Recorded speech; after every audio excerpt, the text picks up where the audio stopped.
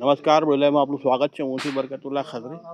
બોડેલીથી સુસકાલથી સિયોત બેની વચ્ચે એક આ તુફાન ગાડી છે, એક પલટી ખાઈ ગઈ છે, એક વૃક્ષની સાથે અથડાઈ અને પલટી ખાઈ ગઈ. એની અંદર અમે જ્યારે રૂબરૂ આવ્યા તો એ ગાડી જયપુર પાવીથી બોડેલીની દિશામાં જતા ડ્રાઈવર સાઈડ ઉપર આવેલા વૃક્ષ મેં અથડાઈ અને ખાડામાં ઉતરી ગઈ. ખાડામાં જે અમે ઊભા છે ને એની અંદર દારૂ ભરેલો છે, ચોરખાનું બનાવેલું છે. તમે જો અહીંયા દેખાશે તો ખ્યાલ આવશે કે એમાં ઇંગ્લિશ દારૂની બોટલો ભરેલી છે.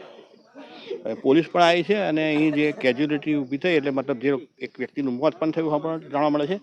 અને એની અંદર તમે દેખાશે તો બોટલો પણ છે અને એક બાઇક પણ છે, હીરો કંપનીની અંદર દેખાઈ રહી છે. કદાચ એ શા માટે બાઇક લેતા ખબર નહીં, પરંતુ આ ઇંગ્લિશ દારૂની હેરાફેરી માટે આ ગાડીનો ઉપયોગ થયો હોઈ શકે એમ આપણે માની શકીએ.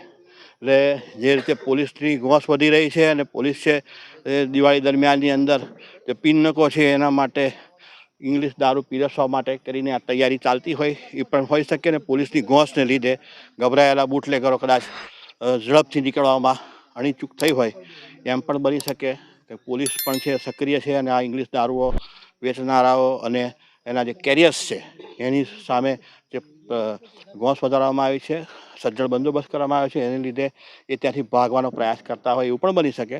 કારણ કે જનતા ડાયવર્ઝન ક્રોસ કરીને અહીંયા આવ્યા અને અચાનક જ આ જગ્યા પર આ ગાડી પલટી ખાઈ ગઈ.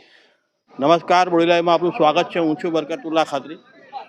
સિહોદ અને સુસકાલની વચ્ચે એક તુફાન ગાડી છે, ઝાડ વૃક્ષની સાથે અથડાઈને પલટી ખાઈ ગઈ છે. એક વ્યક્તિનું મોત નીપજ્યું હોવાની વાત જાણવા મળી છે. અમે અહીંયા સ્થળ પર આવેલા છે, રાતનો સમય છે, 10 વાગે આ ઘટના બની હોવાની વાત છે. અને બનાવને લીધે અહીં સુસકાલના પણ કાર્યકરો, સિહોદના પણ લોકો અહીં આવી પહોંચેલા છે. પોલીસની પણ ગાડી આવી છે. 6 વ્યક્તિઓને અહીંથી ગાડીમાં જે ઇજાગ્રસ્ત થતા તેમાંથી ઘણા ગંભીર પણ છે, એકનું મોત નીપજ્યું છે એ વાત પણ જાણવા મળી છે. આપણે અહીં સ્થળ પર આવેલા છે અને અહીં અમે જ્યાં ઊભા છે ત્યાં ગાડી અહીં ઝાડની વૃક્ષમાં અથડાઈ અને બાજુના ખાડામાં અંદર ઉતરી પડી છે. જે 17 પાસીની ગાડી છે ને મધ્યપ્રદેશના અલીરાજપુર બાજુના કોઈ પેસેન્જર્સ હતા અને પાવીજપુરની દિશામાંથી બોડેલીની દિશામાં આ ગાડી જતી હતી. અત્યારે એમ્બ્યુલન્સ 2 વખતે આવીને ગઈ છે. આ ત્રીજી વખત એમ્બ્યુલન્સ અહીંયા આવી છે 108 અને પોલીસની પણ અહીંયા ગાડી ઊભી છે. લોકો મદદગારી માટે આજુબાજુના ગામડાના લોકો પણ એકત્રિત થયા છે. લગભગ નહીં તો 500 માણસ અત્યારે રોડ પર ઊભું છે. કેજ્યુલિટી જે છે એની સંખ્યા કેટલી છે એ ખબર નથી, પરંતુ એક વ્યક્તિનું મોત નીપજ્યું છે. બીજી પણ કદાચ માહિતી આવી શકે. હજુ જેમ દવાખાનાની ખૂબ ગંભીર છે અવસ્થામાં જે ગાડી છે અથડાઈ છે તે એની હાલત જ એવી છે કે જેને લીધે એ હાલત એવી છે એની કે સંપૂર્ણ કચ્ચર ઘાણ વળી ગયો છે. તમે આ દ્રશ્ય પણ જોઈ શકો છો કે આ ગાડી છે સંપૂર્ણપણે કચ્ચર ઘાણ વળી ગયો છે અને એની અંદર એક બાઇક પણ છે. આપણે નજીક જઈને જોઈશું તો પણ ખ્યાલ આવશે કે એની અંદર એક બાઇક છે.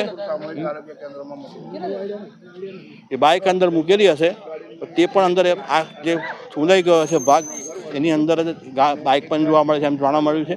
તુફાન ગાડી છે, જયપુર પાવીની દિશામાંથી બોડેલી તરફ આ જઈ રહી હતી ગાડી. તે દરમિયાનમાં આ ઘટના બની હતી. પોલીસ પણ અહીંયા આવી પહોંચી છે. એની સાથે પોલીસ પણ આવી પહોંચી છે. એ સાથે અહીં જે રોડ ઉપર પબ્લિક પણ એવી એકત્રિત થયેલી છે અને જે બનાવ બન્યો છે એની ગંભીરતાને જોઈને અહીંયા લોકો અહીં જે રોડ પર એકત્રિત થયા છે. ટ્રાફિકની પણ સમસ્યા સર્જાઈ રહી છે અને તમે જુઓ કે મોટી સંખ્યામાં લોકો એકત્રિત થયેલા છે. પોલીસ પણ અહીંયા આવેલી છે, પોલીસની પણ ગાડી છે, 108 પણ આવેલી છે, તે પણ એની કામગીરી કરી રહી છે. થોડાક સમયથી 108 લગભગ 4-5 અમે ચક્કર ગયા.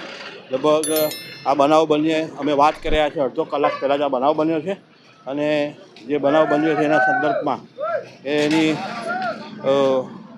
પેનિકના અનુભવે લોકો અને અહીંયા જે ઘટના બની છે એના સંદર્ભની અંદર શું કાર્યવાહી કરવાની થાય, પોલીસ પણ કાર્યવાહી કરી રહી છે. અને અમે જે આવ્યા છે તમે જુઓ કે યાતાયાત પર પણ ટ્રાફિક પર પણ અસર ઊભી થઈ રહી છે. એને લીધે લોકોને દૂર હટાવવામાં આવી રહ્યા છે. પોલીસ પણ એ લોકોને હટાવી રહી છે. જે બનાવ બન્યો છે એમાં અહીંયા મધ્યપ્રદેશના અલીરાજપુરની આ ગાડી હોવાનું એવું પ્રાથમિક કારણ છે. કારણ કે જે 17 પાસિંગની આ ગાડી છે, જે 17 પાસિંગ છે પરંતુ મધ્યપ્રદેશની હોવાનું કહે છે પેસેન્જર્સ બધા. અને એ બોડેલીની દિશામાં ગાડી જતી હતી. તે દરમિયાનમાં ડાબી સાઈડ પર એટલે કે જે ડ્રાઈવર સાઈડ છે જમણી સાઈડ પર આ ગાડી ફંટાઈ અને વૃક્ષની સાથે અથડાઈ અને બાજુના ખાડાની અંદર ઉતરી પડી. એમાં એક બાઇક પણ છે. ફરી વખત કરીએ, એક બાઇક છે એ અંદર જોવા મળી રહી છે અને એક વ્યક્તિનું મોત થયું છે. કોણ વ્યક્તિઓ હતા તે અંગે પણ પોલીસ તપાસ કરી રહી છે અને દવાખાનામાં અહીંથી 6 વ્યક્તિને એમ્બ્યુલન્સ મારફતે લઈ જવામાં આવે છે. બીજા કદાચ કુલ લગભગ 10 થી 12 વ્યક્તિઓ હતા. કદાચ બીજા બાઇક પર કેવી રીતે લઈ ગયા હોઈ શકે છે, આપણે જાણતા નહીં, પરંતુ અમે અહીં મોનિટરિંગ પણ કરી રહ્યા છે અને એનું અભ્યાસ પણ કરી રહ્યા છે. પોલીસ સાથે પણ વાત કરી રહ્યા છે. વધુ વિગત આપણે પછી જણાવીએ. Thank you.